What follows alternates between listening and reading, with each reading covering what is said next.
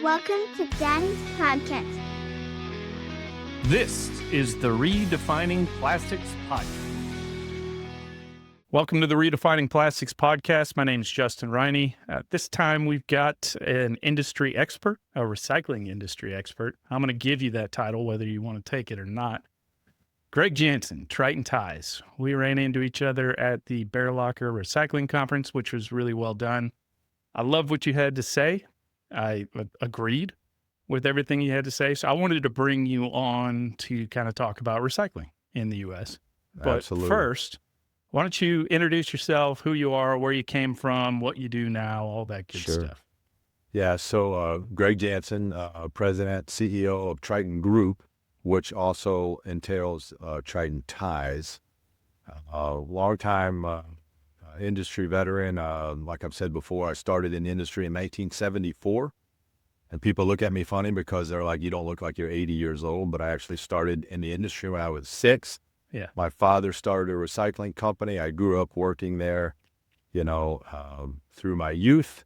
Spent a lot of time there. It was more of a traditional scrapyard and paper, metals, that type of thing, which eventually evolved into a full-scale single-stream sorting company. So when I was 18, I left the industry. I went to college, and some guys grow up on a farm and they want to be farmers, and some guys grow up on a farm and they want to get as far away from the farm as possible. Mm-hmm. That was me. I didn't want anything to do with this industry. I wanted to be. I wanted to serve my country in the Marine Corps. So I went to Purdue University on a Navy ROTC scholarship. Was commissioned in the Marine Corps in 1990, and served for 8 years as an infantry officer in the Marine Corps. I do want to be clear. I did not see any combat. I came in right after Desert Storm, and I left before 9/11. So. Just a lot of training, a lot of travel in the world, et cetera. So great time, had an awesome time. When I was in the Marine Corps, I like to say that I got more than I gave. But I also got married in the midst of that to my college sweetheart, and we started having children. We now have 6 children. Good God. 2 is more than I can handle. Yeah, so they're all grown now. My youngest are 20. They were twins. So that was interesting. So we're empty nesters now, but in that process, you come to understand that really, for me, being a Marine officer was really not a family man game.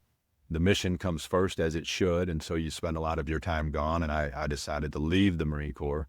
My father was always recruiting me to come back into the business, and so I did. In 1998, I came back into the business. At that time, the business had evolved into running more traditional, what we consider material recovery facilities. We then, grew that business. We started building more merch, designing and building merch.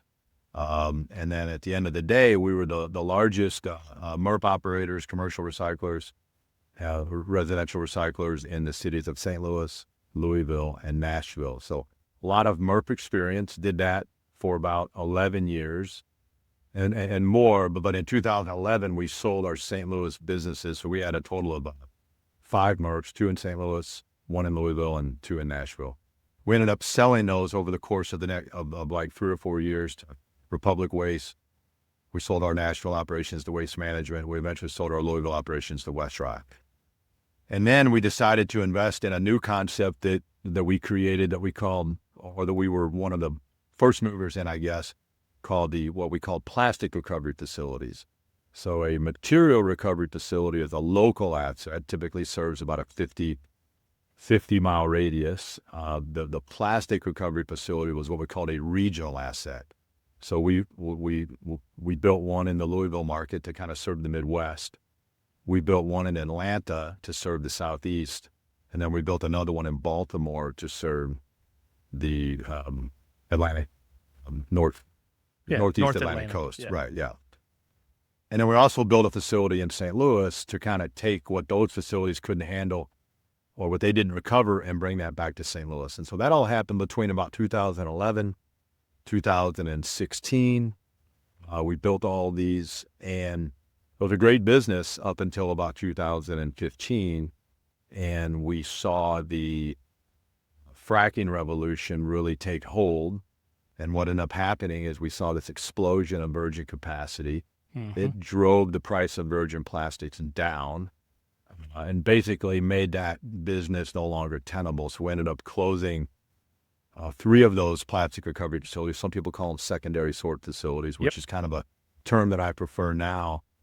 And we held on to our plant in St. Louis, and we converted that into handling what we call large and mixed rigid plastics. So bales of larger buckets, pallets, large toys, that kind of thing, larger plastic products.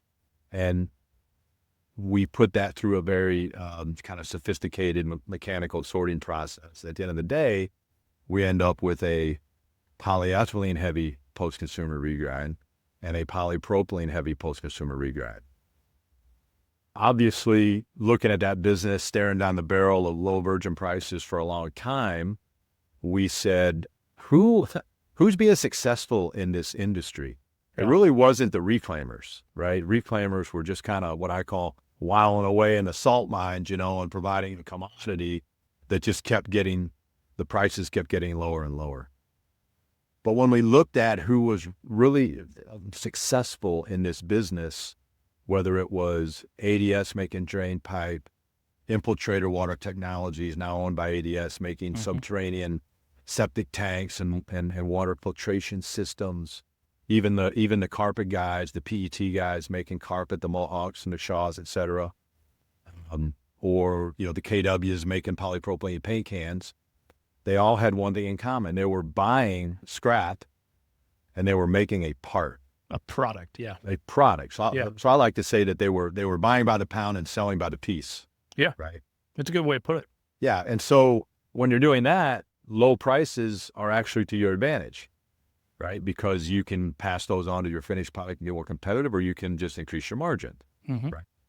So if you look at that business, what you see plastic, post-consumer plastic, replacing legacy materials, not replacing virgin plastic, not really even being in the packaging business, although paint cans are a little different, right?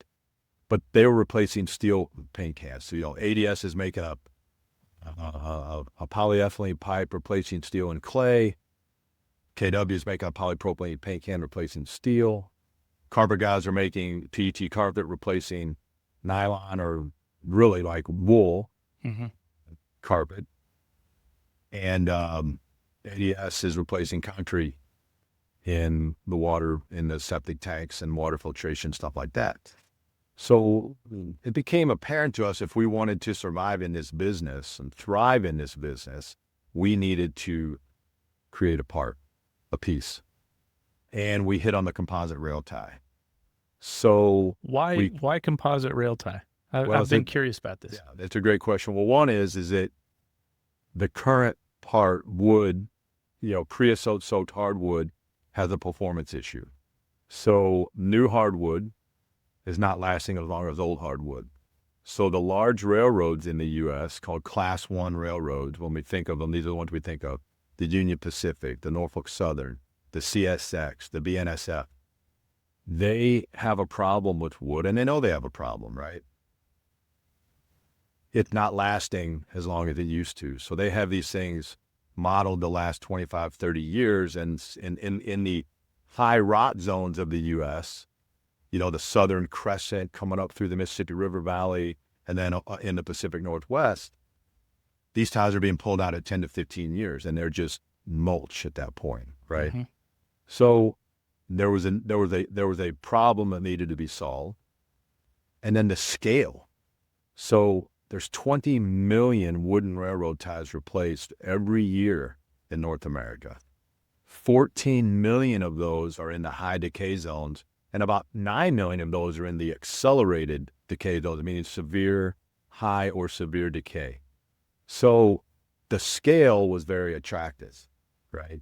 So you're not feeding a niche market. You're feeding something that has the potential for massive scale, something worth investing in. Was that something you had familiarity with before you started this? Like you knew the railroads and you'd worked with them in the past, or is this just No, you kind of found it? we kind of found it because we were looking at other companies that had tried to do it.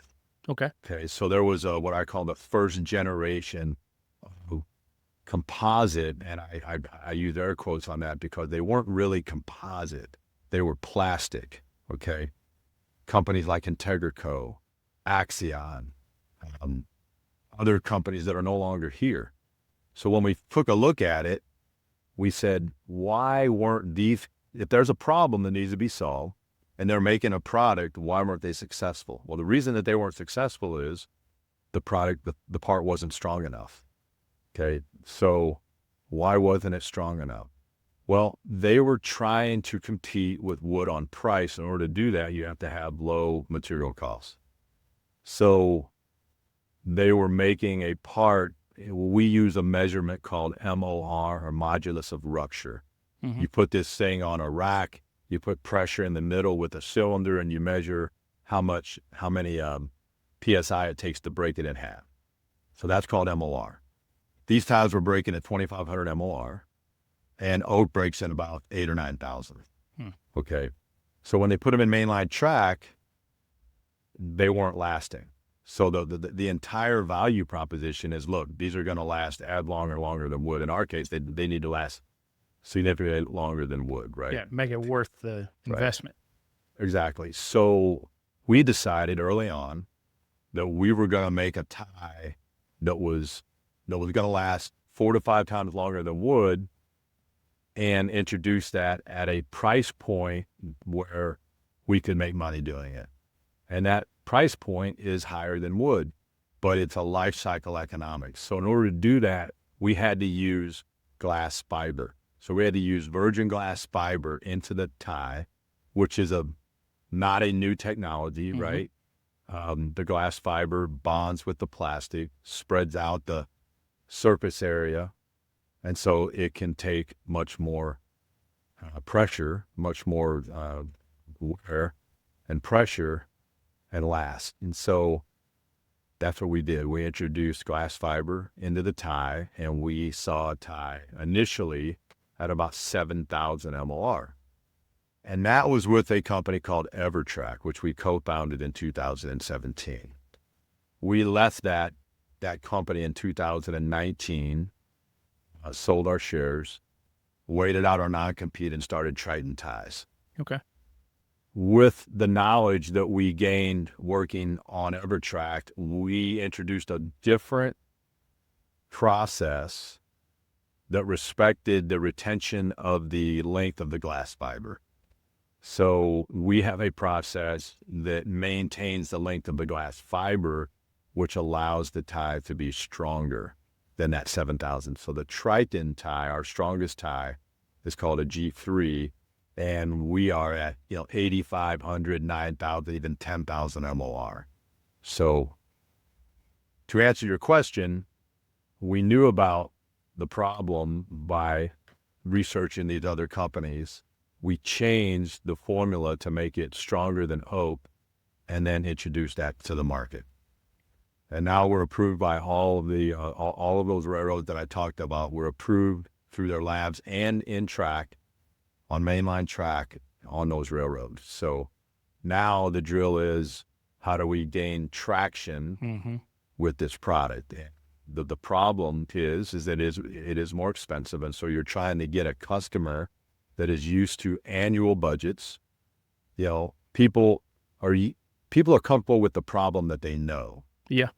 Right. I understand and that. So we're trying to get people to think a little differently from a budgeting standpoint, that, hey, these are going to solve your problem, particularly in your severe decay zones, with the Triton tie. And EverTrack is still making ties, and they make a good tie. And there's some other, there's one other company. There's about 3 of us. It's kind of a triopoly at this point. There's about 3 companies that are approved, and we're all now in R&D and trying to reduce the weight and get the price down and stuff like that. But the bottom line is the product works. It's a great product, and it sucks up a lot of recycled plastic. So what do you say to people that say that's downcycling? because you and I talked about this. We both hate the term downcycling because downcycling is that's a conversation in plastics, but nowhere else. Yeah. So I've never understood that concept, to be honest with you, because, I mean, let's just take a product that's been very well accepted into the market, which is the drain pipe. Mm-hmm. All right. So you have a drain pipe. Okay. It's made out of, let's just say, in this case, the example that we're going to use, let's say it's made out of 100% PCR, fractional melt HDPE. Okay. You're going to make this part.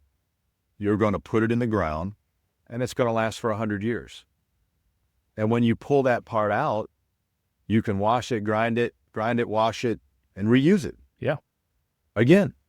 Now, how that's downcycling, I don't know, because let's take that same material, HDPE fractional melt, and say by some act of God, Procter & Gamble is going to make their Tide bottles out of this now. Let's say we somehow overcome the color issue. Yeah. Or they do a full label wrap with their orange label or whatever, and it's a black bottle or a light gray bottle or a dark gray bottle. So then that goes on the shelf. Everyone's happy because it's product A back to product A. And then it goes into the waste stream. It's got a 10% chance of actually getting recycled. And it's only that reuse of that plastic is only lasting for 90 days or 6 months or whatever. Yeah. And it's only got a 10% chance of getting recycled. So to call that better makes absolutely no sense to me. Right. I agree with you. Yeah. I'm on the same crusade you are. So I just think that, I think that there's this, and we're going to get into this. I think that we have a view of circularity that is ultimately not able to be achieved. Right. So we call something circular if it's the same product going back to the other product. The reality is that there's very few materials where that can happen, given performance issues, given cost issues, given color issues. So there's very few products that can happen with. PET, clear, okay. HDPE natural, not going back into a milk jug, no. But it's so, it's really only PET. Yeah. Right. From a plastic perspective, you can say the same about glass and makes aluminum no and everything. Yeah. Yeah. So it's like saying that if you don't turn a steel pipe back into a steel pipe, it's not recycling. It's not recycling the electric. If they're using it for an I-beam, they're using it in a car or whatever Nucor does, that somehow that's not recycling. So I really think that, and what's funny is that the industry created that term. It's like we're fighting ourselves. Yeah. Right. It doesn't make any sense. We're good at that. And so, and so, I'm on a crusade to basically say that I don't call taking, post-consumer plastic and turning into durable goods. I don't call that downcycling. I call it real cycling. Yeah. Because when you really look at what is actually driving even the limited demand that we have, it's particularly in olefins, it's almost exclusively durable goods. Yeah. So we need to get rid of that term. What we need to do is we need solutions that worked, right, at scale. That's what we need. And you've talked about already, like 2015, there was a big drop in resin prices. There's a big drop in resin prices right now. So we're kind of in that same situation right now where virgin pricing is so low that I don't care if it's post-industrial, post-consumer, whatever. Recycled content's tough right now. Right. Yeah, the recycling content is very tough. And everything leads with price. Yeah. And it's not going to get any better. We're the cheapest place in the world to make virgin resin. I grew up in the 70s, in the early 80s, and I would have never dreamed that we would be I don't think anybody did. The largest producer of oil and natural gas in the world. And so what that drove a what appears to be a somewhat irrational investment in virgin capacity. So it's oversupplied, and the price is just, I'm talking about wide spec. I mean, that's just being dumped onto the market. Virgin oversupply is not projected to turn around anytime soon. So we're going to be in this environment for a long time, and we need to realize that, and we need to get our head around that. Yeah. The industry really hasn't come to grips with two major factors that affect demand. One is this material cannot go to Asia anymore. Yeah, national sword. Right. And we are going to be in this very low virgin resin price for a long time. Mm-hmm. You know, I think ultimately grappling with these issues in a capitalist economy where you have to outperform, you have to be able to deliver a positive bottom line impact is ultimately going to be a good thing. Because when we were exporting all of our difficult to recycle materials, mixed bales, that type of thing, when you're exporting your challenges, you're exporting your innovation. And now that we have to grapple with these problems ourselves, we're going to innovate our way out of it. I have a lot of faith in the entrepreneurial spirit of America that we will innovate our way out of this problem. Yeah. And so your presentation, obviously it's got some coverage afterwards on Plastics News. I saw that. And apparently mine's supposed to go on there at some point too, which I'm a little nervous about what I said, but we'll find out once he publishes it. Right. But the crux of your argument was we can solve recycling in America if we look at infrastructure. Sure. Like, how do we take these long life products, like you talked rail ties, you talked pipe, you talked all these other things that are being made out of things that break down, and you make it out of plastic that is designed to be around for a very long time. We're actually using it for the purpose that it was intended when it was first created, right? So why don't we do that? What is stopping us from doing that? You know, I mean, I talked about the genius of plastics, right? Yeah. Plastics is a wonderful invention. It's a genius product because it's incredibly adaptable. It can be engineered into a lot of different things. It's incredibly durable, right? I mean, you can take LDP and you can make bags out of it. You can make solid parts out of it, HDD, polypropylene. You know, it's going to be around forever, which is a good thing. Okay. It's durable. And so these are the properties that drove what I call the first wave of innovation in packaging, in plastic use. So you saw, plastic bags replacing paper bags. You saw plastic cans replacing steel cans. You saw all of this innovation in plastic packaging. But that's also part of the problem. We have then said, okay, well, if virgin plastic can go into this application, then recycled plastic should also be able to go into that same application. And the reality is that we don't collect these products, these packaging products individually, right? We don't have, 15 bins where we put only the HDPE box. We collect the mix. And there's a lot of reasons we do that. A lot of them are related to hauler economics. Again, we go back to efficiency. We go back to money. Right? So they collect them mixed. That means that they're processed mixed. That means that they're sorted mixed. And so the reality is, and I like to say like I'm a huge breakfast guy. I love breakfast. I love getting egg scramble. And in my egg scramble, I've got maybe 7 or 8 different ingredients, right? Mm-hmm. I got egg in there. I got some sausage. I got some ham. I got cheese. I got jalapeno peppers. I got onions. I got green peppers. So that's the way single stream is. Everything is mixed. Now imagine if somebody told you, you've got to take that egg scramble and you've got to separate all of those ingredients exactly. And that piece of sausage cannot have one piece of egg left on it because we want to turn that back into a sausage product. Right? And or back into a touch other sausage products. Exactly right. And so that doesn't work. Yeah. Right? And so then we're like, well, you're just not processing it properly. Okay, well, let's just say that I do get that Tide bottle separated from that entire single stream mix. And I got only Tide Orange. And there are companies that do that. Okay. Mm-hmm. And I've got only Tide Orange. And so now I can sell that back. Or even let's just take a yogurt cup.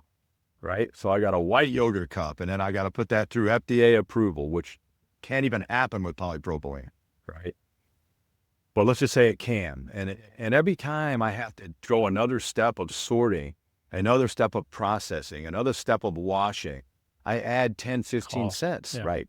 So now I have a product, let's say, that can go back into that package, but it's $1 a pound as opposed to virgin that's 45 cents a pound or 40 cents a pound.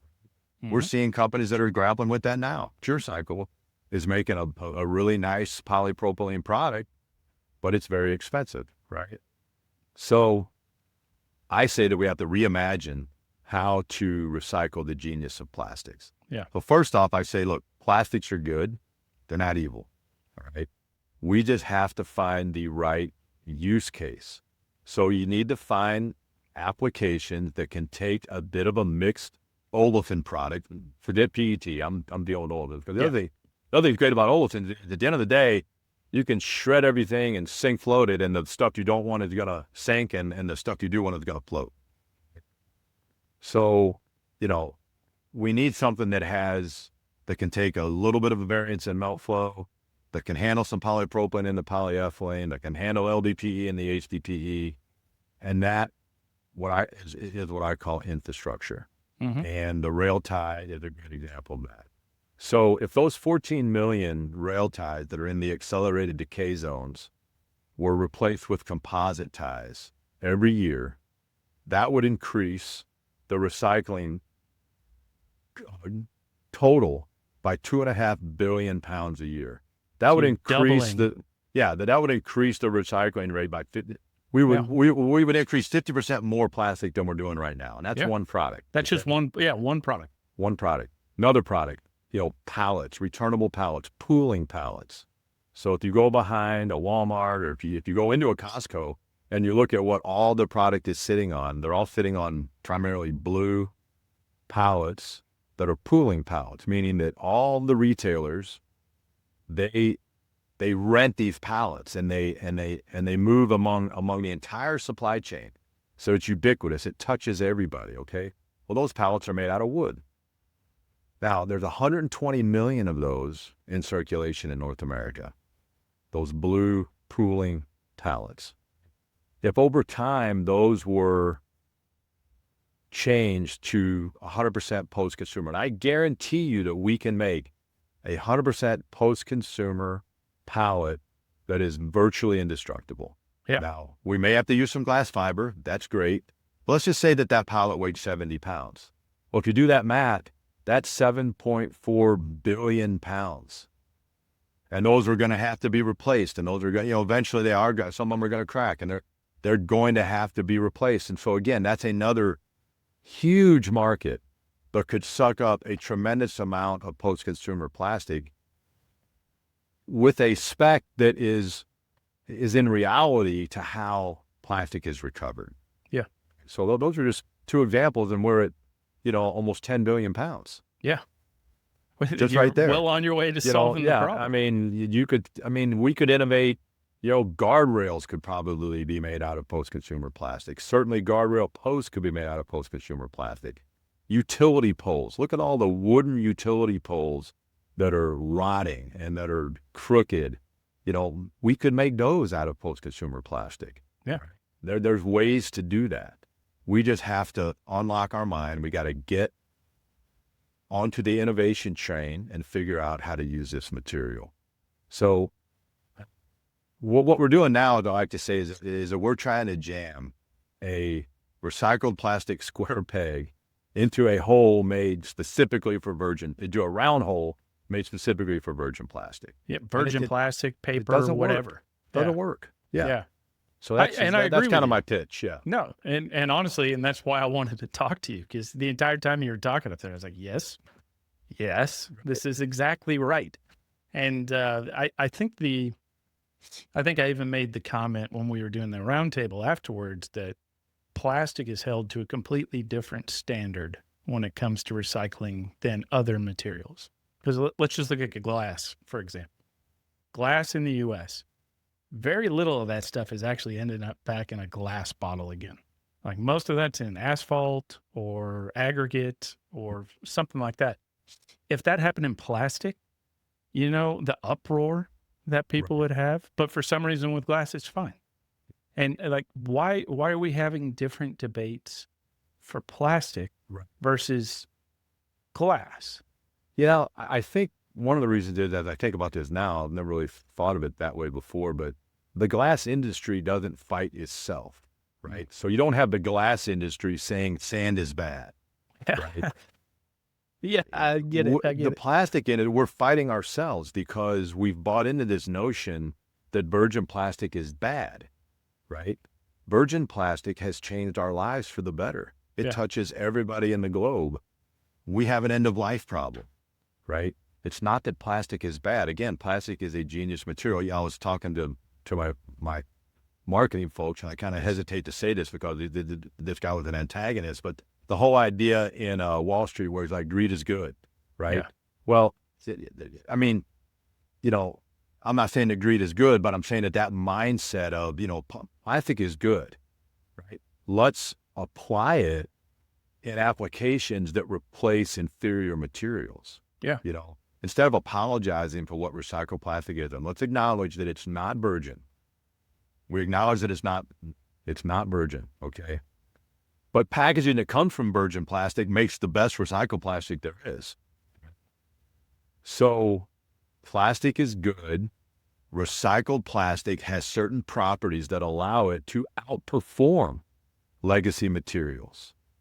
So instead of apologizing for what recycled plastic isn't, let's promote it for what it is. Right? Agreed. I mean, Mother Nature created an end-of-life solution for wood and that it decays. Why are we seeing wood in things like marine applications? Wooden pylons. Again, utility poles. Anything where wood got to sit outside for a long time, it's a loser. Yeah. Now wood inside a house that's going to be covered, et cetera, 2x4s, whatever, it's great, right? Yeah. But I mean, trucks figured this out a long time ago. Everybody got tired of having to worry about their cedar deck and having to, power wash it and, scrape it and recondition all this stuff. They got tired of that. So they introduced a product, a lot of which is plastic, that replaced that. Mm-hmm. We need to do that at scale at the industrial level. And it's interesting because I'm on LinkedIn a ton, and whenever there are people that are bashing plastics, the one caveat, the one thing that they always throw out there is like, hey, I love my plastic deck. Yeah. Right. Hey, yeah. And that's not even circular. You can't even recycle that, right? I mean, it's 50% wood flour. So going back to why we have this problem, for whatever reason, the plastic industry, we're fighting ourselves, and the petrochem still threatened. So they don't really, they kind of say they support recycling, but they really don't. And I mean, they do in some regards, but there's just a lot of greenwashing, obviously. There's a lot of virtue signaling. Mm-hmm. But there's not a lot of real solutions. I think this pooling pallet idea makes total sense because it allows all of these retailers and all of these brands to participate in the circular economy just by virtue of the logistics train. Yeah. But we're fighting ourselves, and we need to stop fighting ourselves. And what we need to start fighting is we need to start fighting wood. We need to start fighting concrete. We need to start fighting steel. And we need to do that together. I had a slide in my presentation of that classic scene from Raiders of the Lost Ark where he's facing the guy that has the sword, and he's flipping the sword around, and he's thinking, oh man, Indiana Jones is in trouble. And he just pulls out a pistol and shoots the guy. Right. So, don't take a knife to a gunfight. Yeah. You need to take a bigger gun to a gunfight. And if we all get together in the plastic industry, the entire thing from virgin all the way down to recycling, and we pool our resources to go against these other materials, I think we could get somewhere. And I agree. And I think the other part of your discussion that really, I'd say, resonated with me, because I talk to a lot of recyclers, and the biggest concern they have is, where's the demand? Yeah. What's the long-term viability of me investing in recycling? So you had some interesting thoughts on it. So I'm curious if you want to just kind of break down like where your head's at when it comes to markets and demand. So I'm a demand hawk. I mean, I've been all about demand since we got into this business. Yeah. You know, and in the paper business, my history was primarily in the paper business. And in the paper business, we had long-term contracts, 20, 25-year contracts. We had paper mills co-investing in our recycling facilities. Why? Because they needed the product, right? And yeah, because they were under pressure before plastics was. Yeah. And so it made economic sense. And Yeah. so the drill was not, where the hell am I going to move this material? The drill was, how do I get more, right? How do I get creative? So demand drives recovery.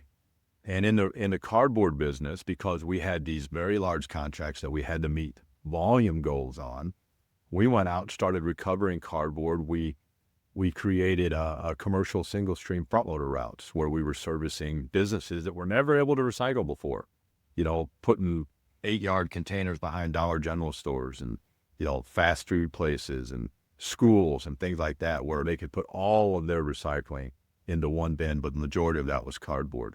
So, you know, we went from, when I started, my company at that time was called QRS. When I started in St. Louis, we did about 1,400 tons of cardboard a month. When we sold it to Republic, we were doing 11,000 tons. Yeah. Because the market pulled Supported it. Yeah. the creativity, right? So demand will pull creativity. So, you know, what I like to tell people is that, you know, we don't need, you know, financial support and grants and things like that. We need long-term contracts. With that long-term contract, you can then go to your bank and you can say, I have this contract, guaranteed sales. I need to build this in order to recover the material. So the impetus does not exist to mine the post-consumer waste stream. We know the plastic is there because we know how much virgin is being produced. Mm-hmm. But the economic impetus does not exist. The economic motivation does not exist to mine that product. You know, you look to take a farmer.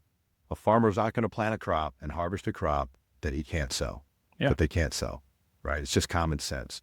Recycling is the same way. So demand has to pull recovery. Recovery cannot push. Supply cannot push demand. It doesn't work that way. Demand has to pull supply. And when we get those long-term contracts, again, if you can just imagine how much recovery would be unlocked with, say, long-term contracts filling molders that were making this pooling pallet, for example. Yeah. You can imagine how much of the entrepreneurial spirit would be unleashed to go figure out I ways. would be trying to find a way to collect Everybody stuff. would. Yeah. Everybody, I mean, everybody would be figuring out bigger and better ways of mining the waste stream to get the polyethylene and the low-density polyethylene, the polypropylene that's needed to fill this demand. Yeah. So, you know, I've been on this demand. You know, I had a breakfast before the Bear Locker, before my presidency of Bear Locker, with a friend of mine at APR, Steve Alexander. And, yeah, I've been on the APR board. I've been very involved in APR, and I think APR does a lot of great work. Association of Plastic Recyclers. For Association of Plastic Recyclers, right. And Steve and I were talking about this, and he's like, you know, because I've been on them for a long time saying you guys are focusing way too much on supply and not on demand. Agreed. And Steve's like, you know what? You're right. As much as I hate to admit it, you're right. And we need to focus more on demand. And they're doing that. Yeah. Right. That was his speech the Right. day before, was all about demand. All about demand. Right. Yeah. And so, I mean, it's foundational, right? If you do not have the foundation of demand, you do not have an industry. You don't have Agreed. a business. Yeah. So we got to find those demand. And we have to find that demand. And now you've got EPR in 7 states and potentially growing. And that's, I think, inordinately focused on collection. Yeah. Well, states are starting to figure out, Solving the wrong problem. Where's this going to go? Right. Yeah. If it was focused on demand, collection would have a way of taking care of itself to fill that demand. So the issue, though, and because I agree with you, let me start off with that. If we were to tell the legislators, you're focusing on the wrong side of the equation with EPR, you know what they're going to do? The wrong. They're going to way. make it for packaging. They're going to say, packaging needs to have a certain problem. percentage of recycling. And as you know, that's just going to make everything more expensive right now, specifically. and probably even for the foreseeable future. So how do we get in front of these people that are making these regulations and then talk about the infrastructure piece? How do we get this to be something that it's an okay conversation to have? Because even the NGOs still don't like plastics.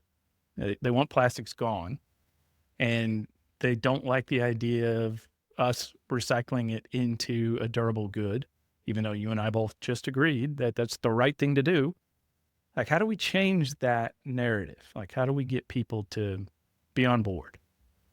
I mean, I think it starts with education. So I think that we have to be willing to do things like this. We have to be willing to get the message out there. We have to be able to speak intelligently with facts about why downcycling is a myth, right? Why it's damaging to the cause. We got to be able to speak intelligently about the realities of what's possible. Okay, you're not going to turn a yogurt cup back into a white yogurt cup. It's not going to happen. So what else could be used, right? Even if it was said in a way that, like, look, maybe you guys want to look at this as an interim solution, but we have to generate demand now based on what's possible. Okay. So it's not even that maybe the economics don't work. It's not, it may not even be possible. Right. Yeah. So, we've got to educate. We have to actively seek these legislators out. We've got to get on their calendar. We have to sit in front of them, and we have to know what we're talking about. Right. Yeah. We can't come in half-cocked and start throwing accusations around or start, speaking emotionally. We just have to do it from a business perspective. And we got to get them to understand that if they embrace this, they can become their own engine of circularity. Exactly. Take the interstates, for example, right? The interstate is just a massive maintenance project, as we all know. It's a continuous Painfully maintenance project, okay? Yeah. Well, what can we use in that continuous maintenance of the interstates, for example, made out of post-consumer plastics? The states have control of that budget, right? State procurement regulations, they have control of that budget. So I think it's education. I think that it is discussions. It is getting beyond, the greenwashing. It's getting beyond the vilification of plastics. And I think that's probably the best. And it's making products that do actually work. Yeah. And work better. To And your work point better. earlier. Yeah. So, we look at 4 pillars with products that we need to get behind. One is that they need to be better. So we call that stronger. All right. They need to be able to deliver a positive bottom line impact. So we call that strategic. We got to be stronger. They need to be strategic. They need to be better for the environment. We call that sustainable. And they need to be able to be done at a volume that can move the needle. So we call that scale. Yeah. So those 4 S's: stronger, right? Strategic, sustainable, and scale. Yeah. Those are the products that we should be talking about. I had somebody that wanted to talk to me about using recycled plastic in pickleballs. Like, what? I don't know. The more old people play pickleball, that might scale pretty quick. It's like, man, I mean, come on, That's it. But that is, to your point, it's a small thing. But you're not going to make a stronger product. Yeah. It's not going to be stronger. It's not going to be strategic from an economic standpoint. Right? It might be more sustainable, and it's not really done at scale. Yeah. So, I mean, we can use those 4 pillars as a litmus test, and maybe we can get by with 3 out of the 4. But, I think that when we're hitting a home run is when all 4 work. Now, I will admit that strategic, the reason I call it strategic is because it might be more expensive up front, but you have to look at it from a life cycle standpoint, right? I mean, if somebody's replacing guardrail posts every 15 years, and if you put a composite one in there, it can last 50, well, do the math. Just extrapolate. Right. It's got to be strategic. So but I think that's what we have to do. I typically give everybody that comes on just a couple minutes at the end, talk about whatever else we haven't covered today, things that you're really interested in, things that you want people to know that we maybe not have covered. So floor is yours, whatever you want to talk about. Yeah, so I've been thinking a lot about EPR lately, and I've been thinking a lot about the fact that there's money going into this system, right? And so, we have these PROs out there, and then we have the legislatures, and so I think it goes back to that piece. Okay, so we have this pool of money. Everybody involved in that has a fiduciary responsibility to where that can be used in its most effective means. So I think that we have to really consider using portions of that money to stimulate demand. Right. And that can be done through, obviously, capital expenditures, so grants for CapEx. But I think that we might want to consider, can it be used to bridge that gap between maybe plastics that are more expensive up front, but are going to deliver some type of a life cycle economic value. And I don't know what that financial mechanism is at this point, but I think that discussion needs to start, right? Yeah. Can we help these companies with that initial investment and then maybe recoup that investment from them over time? Yeah. Right. I think that's because there's a pool of money. And if we're just putting that pool of money focused mainly on recovery, again, supply is not going to push our way into demand. Demand has to pull that. So I completely agree. I mean, I don't love the word subsidy, but I think that some form of a subsidy, right? I mean, when you look at how much money goes to the wood industry, you look at how much money goes to virgin production, right? In government subsidies, we need to get some of that on the post-consumer plastic side focused on demand. I think that's kind of what's been on my mind lately. So if you talk to any legislators, and I do that a lot, and it can be painful, but for the most part, they assume that if you collect it, people will come. And their understanding is not enough plastics or anything is collected. And that's why it's not getting recycled. They don't even think about the downstream. But I mean, you can look at the EU right now and all the reclaimers that are shutting down, and we can look at we often look at Europe and we think that they have it figured out. The reality is that they don't. And it's a bit of a warning is that, if you incentivize collection and processing without having incentivized demand first, then you're just gonna be putting, good money after bad. Yeah. And then I you're think just that going to be collecting more material that's going to be shipped to the landfill. Yeah. Like let's say, I think polypropylene bales are selling for 5 cents a pallet right now. I think colored polyethylene bales are selling for like 2 or 3 cents a pound. So what happens if we double that collection? So now what they're selling for a penny a pound? $0.50 cent. Yeah. There's nowhere for the material to go. Yeah. Right. So I mean, they really shouldn't even think about collection until we handle the demand piece. Agreed. Because the demand will catch, or the supply will catch up, but it's got to be pulled by demand. So I think that we really need to think about this smartly. There isn't I call it an American solution to a global problem. I mean, capitalism can be very painful, but ultimately it creates a solution that is economically sustainable. So when we think about sustainability, and it not only needs to be environmentally friendly, it needs to be economically friendly. Or it's just, all of a sudden Republicans get in power or whatever, and all that stuff maybe goes away. So it has to be sustainable environmentally and economically. Agreed. And I'm going to reiterate what I said to you when I met you in person. Absolutely loved what you had to say there. I completely agree with everything you've said today. And I think that your point about we need to communicate this better. Everybody in the plastics industry has the ability to talk to their local legislators. They have the ability to talk about the demand side. Specifically, if you're in recycling, you should be talking about this to anybody that will listen. We need more demand. And we're not going to solve the problem until we have these conversations. Realistic demand. Yeah.